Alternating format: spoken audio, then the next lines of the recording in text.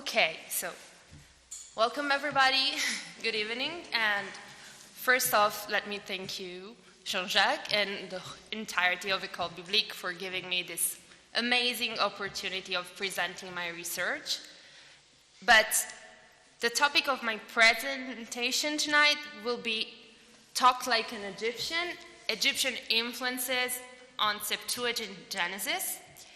And I will give you a first glance or an overview of my doctoral research, but I would like to state very clearly that this is very much a work in progress. So I still have 1.5 years to go, formally, and I hope that much more will be done and I will discover new amazing things. But let's start. First off, I would like to situate my research as it stands against the background of content and context-related criteria within the larger domain of translation techniques of the Septuagint. So, first off, against the traditional characterization of the Septuagint Genesis, I will present tonight Egyptian influences, because I would like to account for Egyptian influences as one of those content and context-related criteria. So I will offer a definition of Egyptian influences, and then we'll dwell into the real topic of my thesis. So far, I have outlined some categories where Egyptian influences act on, and I would like to walk you through them with examples rather than with theoretical discourse. And of course, lastly, I will draw some partial conclusions. So, classically, we have two approaches when dealing with translation techniques. The first one is the quantitative approach, developed by Emmanuel Tove and James Barr, and the second one is the qualitative approach. So for the quantitative approach, we distinguish between literal and free translation. A literal translation would respect all of the elements of its Vorlage, namely its parent text, and would render them on an almost one-to-one basis. A free translation would not maintain syntactical, grammatical, and lexical correspondence, but would be leading astray from its Vorlage. Nevertheless, Anneli and Melaus developed two other categories, that of faithfulness and creativity. And we have to state that a faithful translation, it's not a literal translation, it's a translation that considers and renders every element, even the hard-to-render ones like puns, play on words, or complex syntax of its Vorlage in an effective and comprehensible way in the target language. That is to say, within the transposition from Hebrew to Greek, the translation should be readable for Greek speakers and not understandable to Hebrew speakers. Alongside with these two first approach, so the quantitative and the qualitative approach, we have a third one, and it's the content and context-related criteria approach that has been developed at the Center for Septuagint Studies and Textual Criticism at KU Leuven, and in collaboration with my home university, Louvain, and whose director is Professor Dr. Ausloos, as Jean-Jacques said, my supervisor, and Professor Dr. Lemeline. What do we do there? There, we create a lab-like situation, we like to say, where certain textual data are isolated and regarded one by one in order to assess the reaction of the translator. So we go and we outline those points where the translator is forced to make a decision because the text requires him to do so. So All of this because these specific items tend more than others to force the Greek translator to resort to a bigger effort in rendering the Hebrew text. This, to give you an example, and not leave it in the theoretical ground, for content and context-related criteria, we use word plays or puns because they're extremely hard to translate, to bring from one language to another. Toponyms that bear significance. So the name of a city might have also a meaning in a language, and the translation might not render that meaning. And so it's for etiologies, hapax legomena, both in Hebrew and then in Greek. And here, with my research, I would like to intend Egyptian influences as one of those content and context-related criteria to assess better the Septuagint translation techniques. Now, let's go to Genesis. A couple of words on the translation characterization. So, classically, Septuagint Genesis has been regarded as a very literal and almost a word-for-word translation. Because it's true, it maintains a very strict relationship to the Hebrew parent text, to the Vorlage we assumed there was behind. So, in this way, all the inconsistencies of Genesis vis-à-vis the Masoretic text are seen as attributed to a different Vorlage. So all the time that the translator goes astray, we're just stating that it was a different Vorlage. Here I would like to nuance this definition and to work towards a better assessment of the translation technique and the translational text of Greek Genesis. So, obviously enough, the basic assumption for my work, the entirety of my research, is that the Septuagint translation of the book in analysis, so Genesis here, but also Exodus and Leviticus in my everyday life, the translation has been done in Alexander of Egypt in Ptolemaic times, and this is commonly accepted by scholars. However, we shall not remain of the opinion that the translator were attempting this magnus opus and they lived isolated because of that. On the contrary, the translator were humans, men of their times, that live in Hellenistic Alexandria and had a good knowledge of what was going on around them. As the translator were immersed in a context, this context, their environment, influenced them. So if they were in Alexandria, Egyptian influences are operating on the translation of the Septuagint, and they are detectable. Nevertheless, I don't like to think of Egyptian influences as a one-size-fits-all category, because for them to be effective as content and context-related criteria, we need to divide them at least into two categories. And those would be the Egyptian influences that actually come from indigenous influences, so hieroglyphs, but also demotic, and this lean towards more from culture in a larger sense, but also mythology, theologies, and so on and so forth. And the other would be Hellenistic Greek. So the Greek, or better the jargon that was spoken at the Ptolemaic court in Hellenistic Alexandria. Okay, so this is a very short and broad introduction to what I mean for Egyptian influences, and these are the categories where I find more often Egyptian influences. And those are proper names.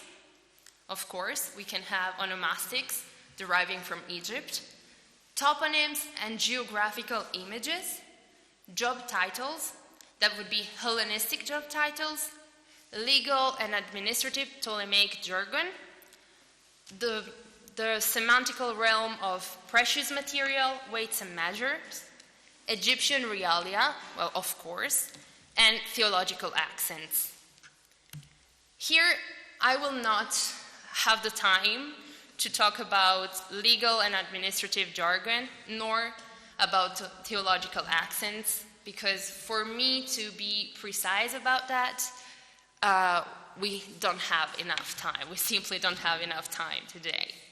But I will introduce each other category with one that I find to be the most expressful example. So, especially, and you'll see that, in those pericopes that do take place in Egypt, the Greek rendering seems to be influenced by the setting of the stories narrated, even more sometimes than the Hebrew counterpart. So, the proper names that in my research I deal with are those that are not simply transliterated, or are a Hellenization of a Hebrew name, but they are those that escape the transliteration principle, and they point out to Egyptian influences lying behind them. So the first Egyptian name that we encounter in the Bible, it's arguable. There are others that might be so, but this is the first one that is clearly Egyptian. It's the one of Joseph's master, and then later on the same name is the one of Joseph's father-in-law. And it's that of Potiphar. In the MT we have Potiphar, and in the Septuagint the name is rendered with Petefres. The two names presented are clearly linked, but they are not the same. Both names are evidently Egyptian, as they derive from Padi, Para, of which the first half, Padi, means given from, coming from, and the second one recalls the godly name of the sun, Ra or Re. On the one hand, we have to notice that the Hebrew version of the name is simply presenting a phonosemantic matching. So for each phonetic item, we have the same phonetic, just transliterated in Hebrew. While the Greek translation of the name, even though at first glance seems to be the one deviating from the original the most, it is actually subtly adapted to the Egyptian onomastics of the time. When analyzed, the first part of the name Petefres corresponds to Padi, while the second one is just an adaptation of Greek Ptolemaic times of Egyptian names with the godly name Ra, when it was clustered in proper names. Those kinds of names, ending or even starting with Phres in Greek and Para in Demotic, were common in Ptolemaic times, and we find them in the archive of Zenon. So we have here the Septuagint that renders the name, just creating a better equivalent than the one presented in the MT. And this is, of course, for me, an Egyptian influence. Moving on to toponyms. In the MT of Genesis, we find Cush. Both has a proper name and a toponym. It is clearly a toponym in Genesis 2:13, because we read Kol Eretz Cush, the whole land of Cush. And it is clearly a proper personal name in the chapter 10 of Genesis. So, when Cush is intended as a personal proper name, the transliteration is simple. It's Kus in all three instances of Genesis 10, 6, 7, and 8. On the other hand, in Genesis 2, where the periphrasis is Kol Eretz Cush, the translator uses the rendering Ten Gen Aetiopias. Many scholars have connected this translation to the ambiguity of the identification of the river of Genesis 2:13. Nevertheless, as also Martin Rosel has hinted to, the rendering of Kush with Ethiopia could have been influenced by Egypt and by the Egyptian language itself. In fact, Kush was the toponym used in Egyptian, and here we have the hieroglyphs for that, to refer to the land of Nubia, that was souther from Egypt down the stream of the Nile. Here was the land in red. So, this was the first hint that the translator could identify Kush with Ethiopia. But why? Well, because in classical Greek, Ethiopia was, or better, Aethiopes or Aethiopios, was used for all southern region, all inhabitants of southern region, whose skin color was darker than Greek. Thus, the region inhabited acquired the name of Ethiopia, matching both the Egyptian identification with the name in the Hebrew text and the Greek classical toponym, showing another Egyptian influence. Connected to toponyms, we have geographical images. And here in the MT, Ruach Kadim, it's always accompanied by the designation of a wind coming from the east with a divine punishment and a destructive effect. Nevertheless, this is an image that is very much true in the Syro-Palestine area, but it is not so in Egypt, where the east wind actually helps the crops to grow. So this element escaped to the Hebrew author. It's very risky to talk about Hebrew author, but let's say that, just for the sake of this moment. But the translator did know that this could not go unnoticed even by a reader.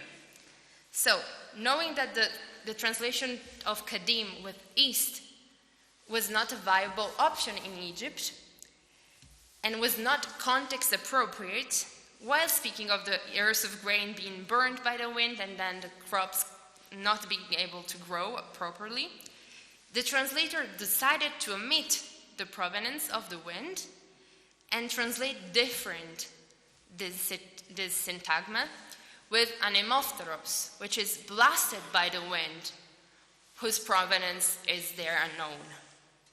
So here, scholars have sometimes argued for a different Vorlage, but this is not the case, because anemophtheros is context appropriate and content appropriate. So the Greek translator here gives a faithful translation of its Vorlage. He's as faithful as he could, but he did not want to deceive his reader, giving a wrong translation or something that would not make sense. Moving on to Hellenistic job titles. Again, we find ourselves in the Joseph novella part of Genesis, so the last chapters. And after Joseph's been able to interpret the Pharaoh's dream, he is appointed chief by the Pharaoh. Here, to describe this new role of Joseph, Genesis 41:34 uses the word pakid in the MT. And although it occurs only in this instance in the Pentateuch, its meaning is quite clear. It is an officer or an administrator. However, the Septuagint Genesis offers us a hapax legomeno, so a word that we do not find elsewhere. In fact, toparkes has been long regarded as a neologism, so a word created by the Septuagint to render a word that did not have the meaning in Greek, or at that moment the translator could not come up with a better meaning.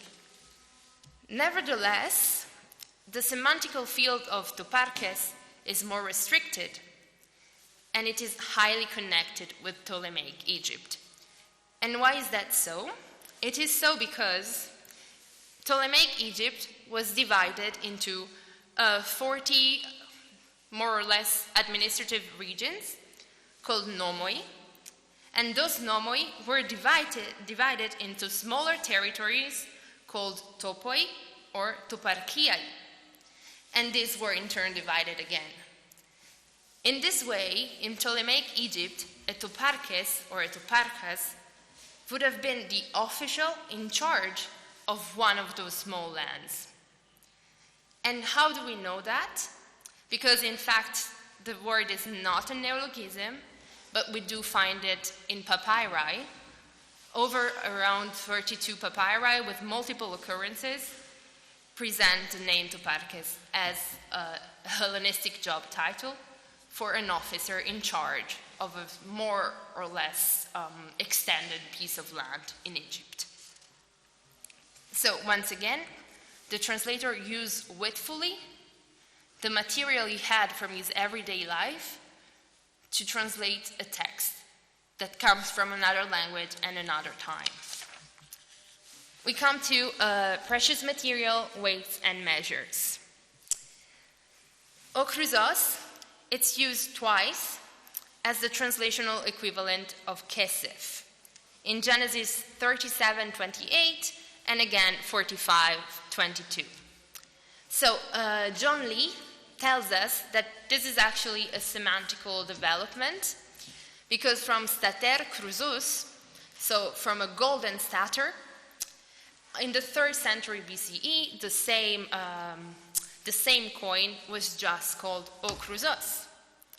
So, okay, this is just a common Hellenistic term that the translator he's using. But wait a second, usually the translation equivalent of kesef is not that of krusos. It can be drachme. So why it is not used? In most occurrences throughout the entirety of the Septuagint, it's drachme. Well, to say that 20 silver drachme were paid to sell Joseph, well, to buy Joseph, would be a little too little. In Hellenistic Alexandria, it wasn't possible to buy a 17-year-old healthy slave for that little. So we could have used also didrachmon or argurion. The problem with didrachmon is that, once again, the sum would be too little to buy a 17-year-old Joseph. And the problem with argurion is that it was not used as a coin. It was used as a weight, which is very often confused in ancient times because, of course, coins were weighted against something, but it's not the same thing. So here, by using krusos, when it's actually kesef, so somebody could say, no, it's absolutely not like that. We have gold on one hand and silver on the other. No, this is actually a very brilliant adaptation to the context the translator lived in, where a healthy 17-year-old slave would be bought for that sum and not any other. So this is a rationalization on the behalf of the translator that takes into account greatly the context of Hellenistic Alexandria and still makes it very appropriate translational choice. Okay, we have the last one and then I will stop bothering you. So, we come to Egyptian realia.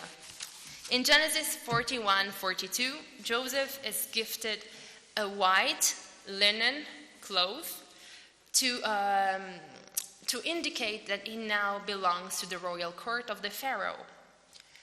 And we have the translation of shesh with businos. Okay, we have no problem because shesh in Hebrew, it's already an Egyptian loan word. So from Egyptian, it came into Hebrew.